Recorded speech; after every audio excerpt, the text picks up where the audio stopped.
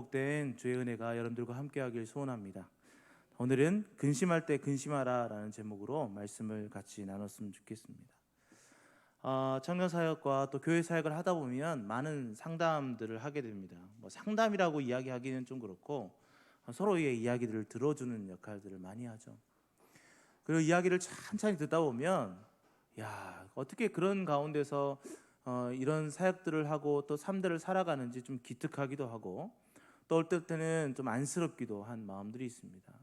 그런데 딱히 해줄 게 없더라고요. 뭔가를 도와주고 싶어도 어떤 도움이 일시적인 것들밖에 되지 못하고 완전한 도움이 되지 못하더라고요. 그럴 때 그 사람에게 하는 말이 있습니다. 뭐라고 하냐면 근심하지 말라.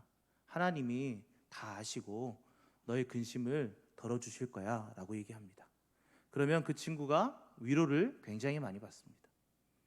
그러니까 우리에게도 서로 이야기할 때 그 말이 우리에게 위로가 됨을 믿습니다.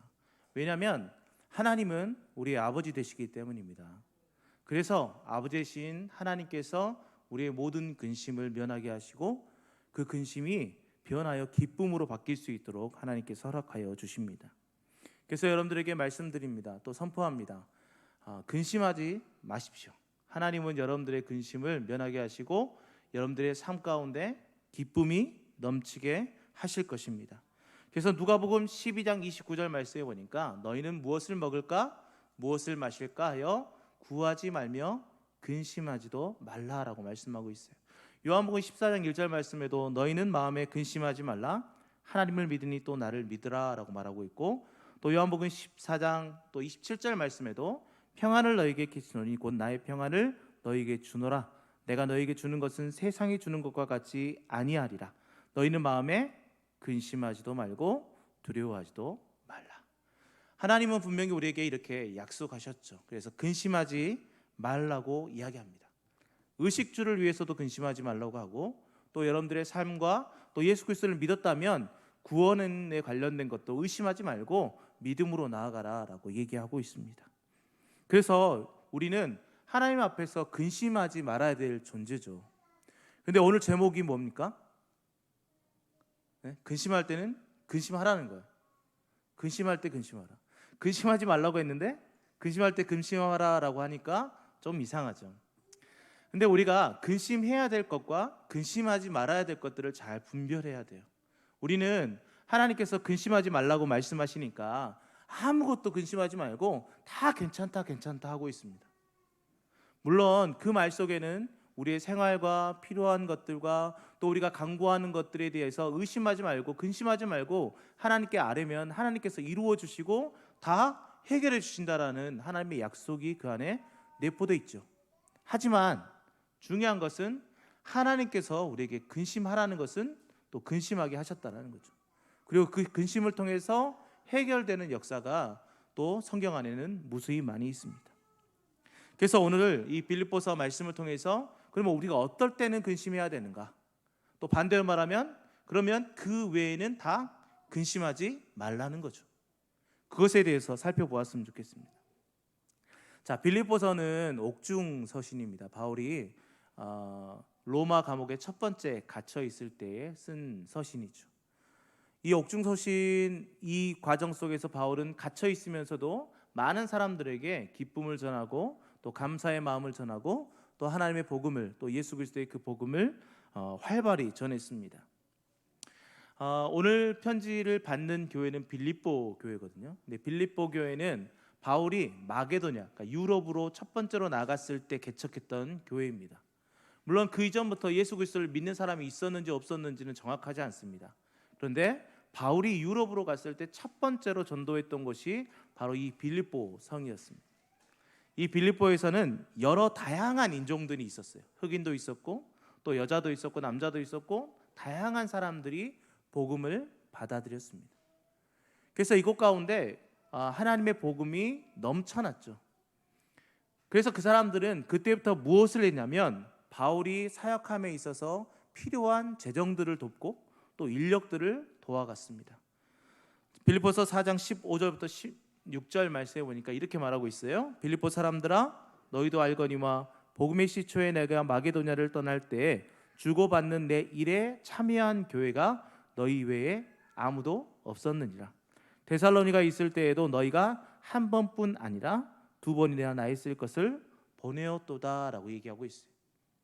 그러니까 이 빌립보 교회 사람들은 바울이 전도할 때 그 전도에 필요한 재정들을 돕고 또 여러 가지 사역의 여러 동역들을 감당했었습니다. 그래서 바울이 로마 감옥에 갇혀 있을 때 그러니까 바울의 직업은 텐트를 만든 사람이었지 않습니까? 그러니까 텐트를 만들고 그 돈을 벌어서 이제 사역을 해나갔는데 그런 재정들을 마련할 수 없으니까 빌립보 교회가 재정을 모아서 바울에게 선교헌금을 보냅니다. 그래서 오늘 보니까 25절 말씀에 보니까 에바브로디도를 통해서 그들의 필요, 그러니까 바울의 필요를 채워줬습니다. 자, 이렇게 사랑을 나누던 이 빌립보 교회, 그리고 사랑을 받던 바울을 근심하게 했던 일이 있었어요. 근심하게 했던 일. 그게 뭐냐? 바로 선교 헌금을 전달했던 이 에바브로디도가 아픈 거예요. 병든 거예요. 자, 26절, 27절 말씀을 같이 한번 읽어보겠습니다. 시작. 그가 너희 무리를 간절히 사모하고 자기가 병든 것을 너희가 들은 줄을 알고 심히 근심한지라 그가 병들어 죽게 되었으나 라고 했어요. 그러니까 무슨 말입니까? 에바브로디도가 병들어가지고 죽게 되었다라는 거예요. 그러니까 지금으로 말하면 이제 사형 선고, 거의 그 사망 선고를 받은 사람이라는 거죠. 그러니까 여러 사람들이 치료해 보아도 치료가 되지 않는 그런 죽음의 문턱에 있던 그런 상황이었습니다.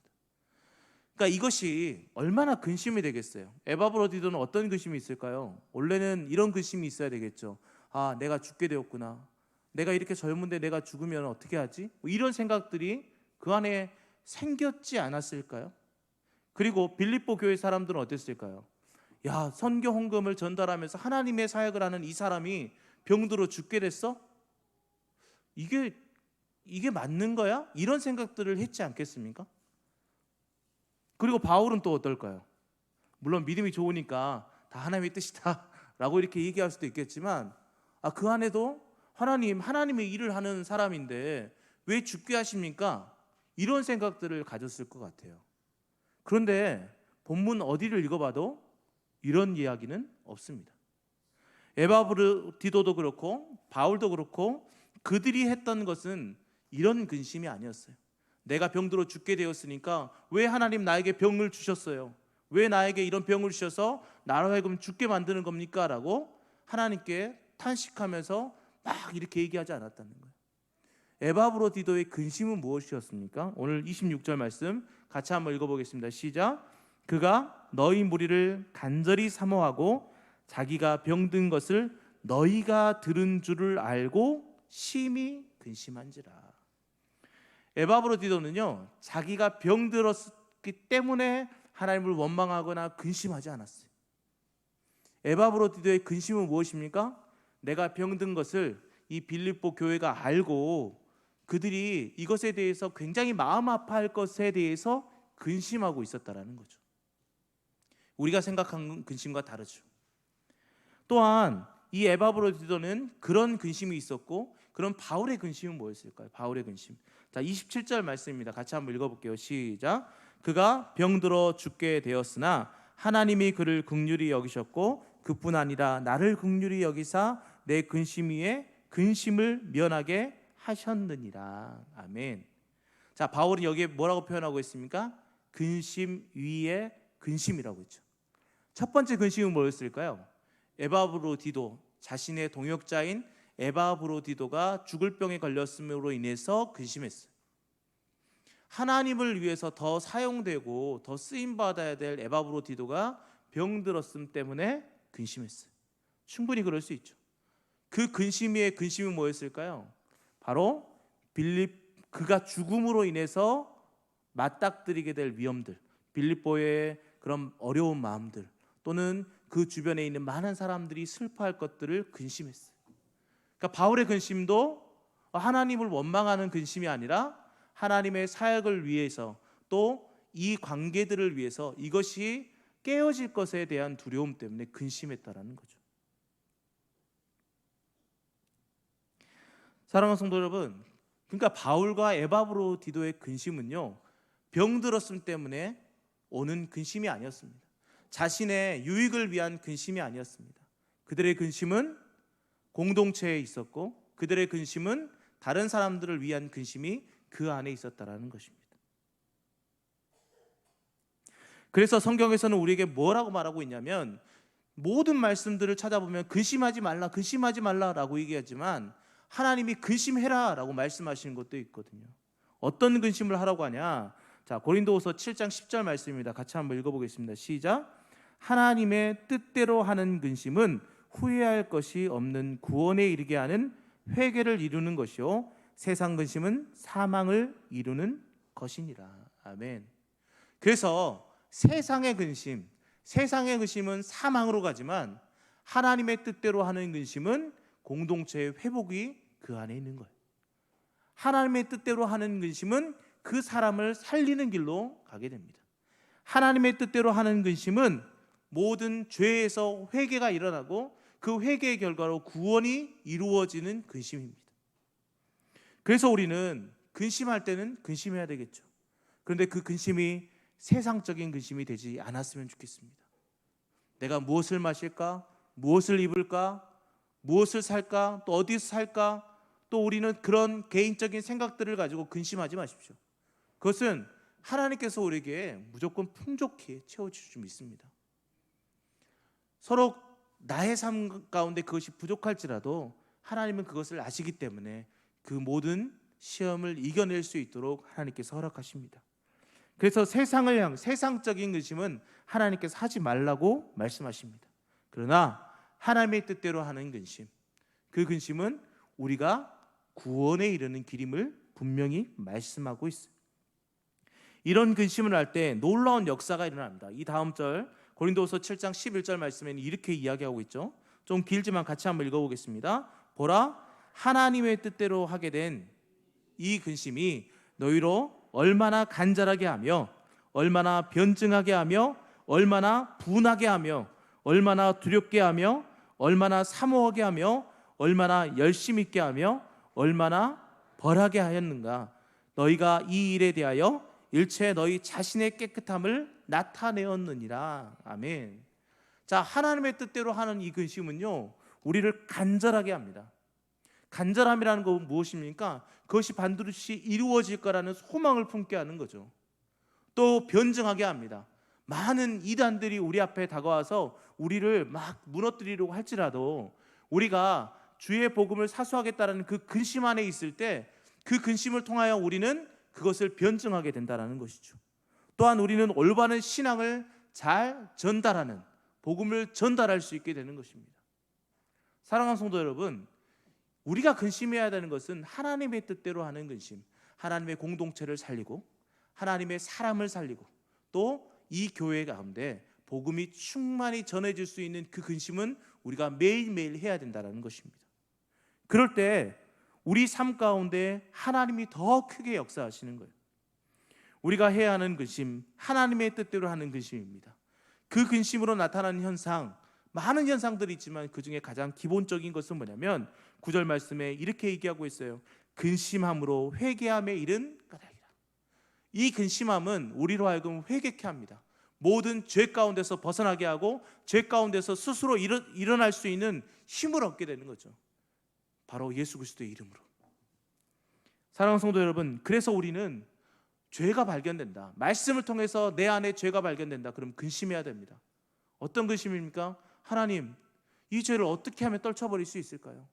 이런 근심이 우리 안에 있어야 됩니다. 그때 우리에게는 회개의 역사가 일어나고 그 회개의 역사는 우리에게 구원의 밝은 빛, 그 길로 걸어갈 수 있도록 허락하여 주십니다. 그래서 우리는 하나님의 뜻대로 하는 근심, 세상의 근심이 아니라 하나님의 나라, 또 하나님의 교회, 하나님의 백성을 위한 근심들을 해나가야 되죠. 그래서 그 근심은 무엇으로 이루어질까요? 기도로 이어집니다. 근심하게 되면 기도하게 됩니다. 근심하게 되면 하나님 앞에 나아갈 수밖에 없습니다. 왜요? 우리 힘으로 할 수 없거든요. 그래서 우리는 근심할 때는 근심해야 됩니다. 너무 태평성대하면서 야, 하나님 안에 있으면 다 돼, 다 오케이야, 이런 생각만 갖고 있다면 우리는 주저앉을 수밖에 없게 되는 것이죠. 그러나 세상의 문제, 우리 개인이 먹고 마시고 자고 이런 개인적인 세상의 문제는 근심하지 마십시오. 하나님이 이미 여러분들이 쓸 것을 다 알고 계십니다. 그래서 우리가 진정으로 근심해야 되는 것은 하나님의 뜻대로 하는 근심, 죄 가운데서 어떻게 벗어날 것인지, 이 교회 가운데 하나님의 역사가 어떻게 일어날 것인지, 이 교회를 통해서 하나님이 무엇을 향해 나아갈 것인지에 대한 근심을 해야 되는 것입니다. 그래서 하나님께서는 우리 가운데 무엇을 말씀하시냐? 야고보서 4장 9절 말씀에 슬퍼하며 애통하며 울지어다. 너희 웃음을 애통으로, 너희 즐거움을 근심으로 바꿀지어다.